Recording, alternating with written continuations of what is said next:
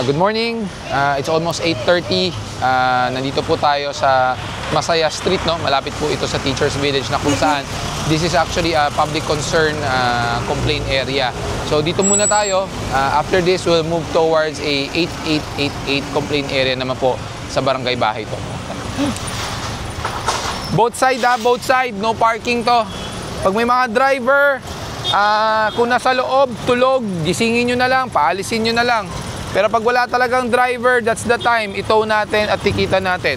Pumapasok dito sa Pilcoa? Kaya nga, yung galing Pilcoa, make sure nyo makalabas. Tapos yung papasok dito, pa-divert nyo na lang muna. Nagbabalak-bagan, ayaw magsitabi. Patabihin nyo nga muna yung mga raker natin para makadaan yung mga sasakyan.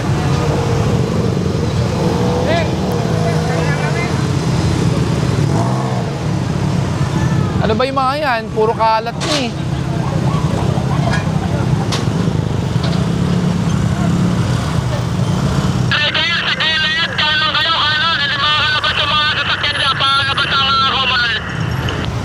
Paki-assist nyo para hindi tayo mabulunan.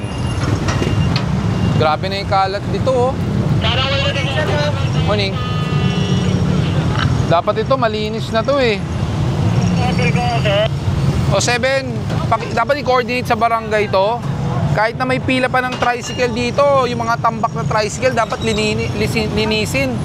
Kalat na eh. Makikita natin, ginawang tambakan na yung gilid ng kalsada. So instead of madadaanan, ayan, nagkaroon ng tambakan.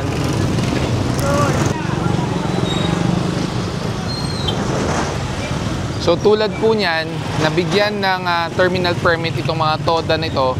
However, ang pwesto po nila, inner lane or inner sidewalk na kung saan hindi po sila nakakaharang sa malalakaran ng tao. So tulad po niyan, naiwanan yung mga ilang units na nasa lakaran ng tao. So definitely illegal parking sila. And unfortunately, wala po mga driver, so matotow po sila. Kumuha kayo ng ano dito.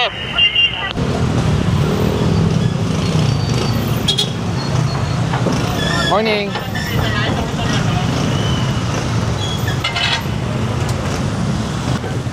Ito rin, no? Yung mga gulong. Puro nakakalat.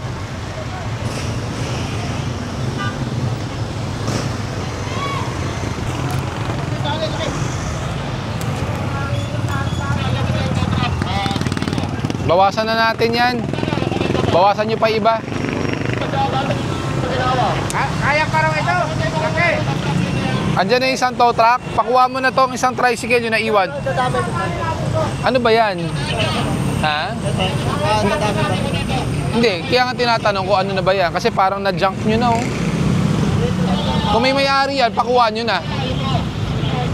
Sa inyo po ba yan? Sir, ito lang po, sir. Alisin nyo na kasi... Kasi kahit... Sabi kasi ni sir, okay lang naman daw. Pero kung ano naman sir, Hindi, alisin nyo na dapat kasi pinapayagan yan, terminal. Eh ito, ginawa nyo, tambakan. Ay, sorry sir ito po kasi emergency lang po umuwi kagabi, namatay magulang. So, hindi kasi nga po ang permit nyo dito, terminal. Terminal meaning, dapat may driver. So, technically, if there's no driver, illegal parking. Okay. Pwede ko po itow yan. Okay sir, anyway, kung ganun po, iaalis ko. Ang nag-depend lang naman kay sir, kasi sabi niya, as long na nasa. Hindi kasi nakita nga namin, as long as nasa pader, nasa gilid, pinapayagan ng terminal. Pero po, ang terminal, pinapaliwanagan ko po kayo, kailangan may driver. So sir, opo sir, okay po. Opo, pag walang driver, illegal po yun. Paikutin mo muna, puno na eh. Paikutin mo muna ibang tricycle kasi puno na. Sa kalsada na kayo. Ang dami. Ayaw alisin. Oy, tow truck! Pila-pila, kunin nyo nga to.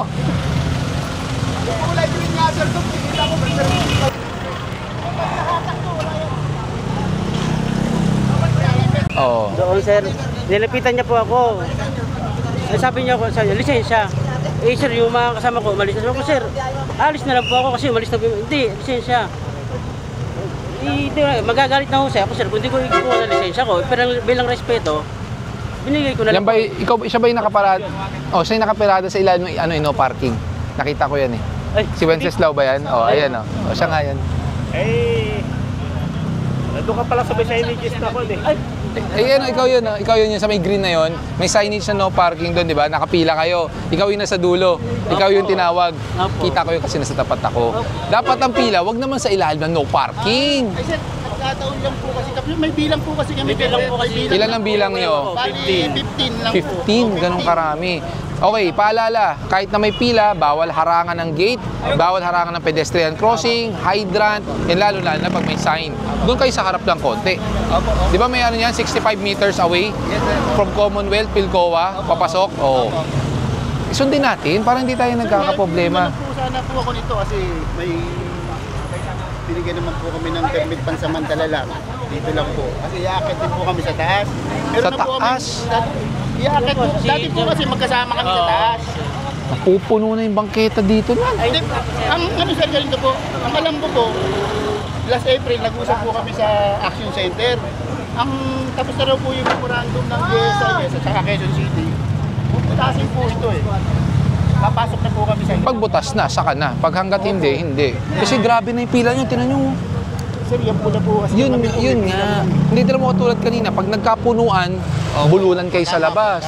Tapos yung ibang miyembro nyo nandito. Ang usapan, sagad sa pader, di ba? Oo, dapat ganun. Yun na lang sir, baka Ng meeting, kasi unang-una alam ko napakadami nyo. Pangalawa, may isa pa, yung color green. Eh, ayoko sanang nasa kalsada eh. Kasi may nakalagay no parking eh. Baka siguro mapagkasunduan natin, baka naman pwede magsama muna kayo. Pero magkaiba kayo ng ruta, di ba? Hindi, kaya nga. Hindi, kaya nga. Magkaiba kayo ng ruta. Pwede naman siguro mag-alternate. dapat kasi sir, hindi sila dito nakapila. Wala dapat sila dito. Pwede siguro. Hindi, ang problema kasi bigyan sila ng permit. Di ko alam bakit. Sir, malakas kasi sa City Hall, sir. Sir, baka pwede sila din sa likod. O yun, yung ganon. Pwede. O, kayo, facing doon. Kayo dito. O, pwede siguro. O, ganon na lang.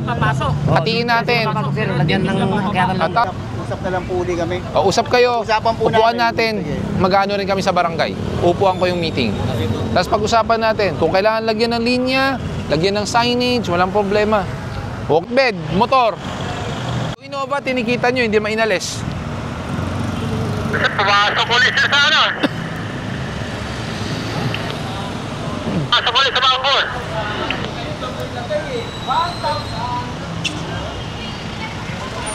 Karga natin yung motor.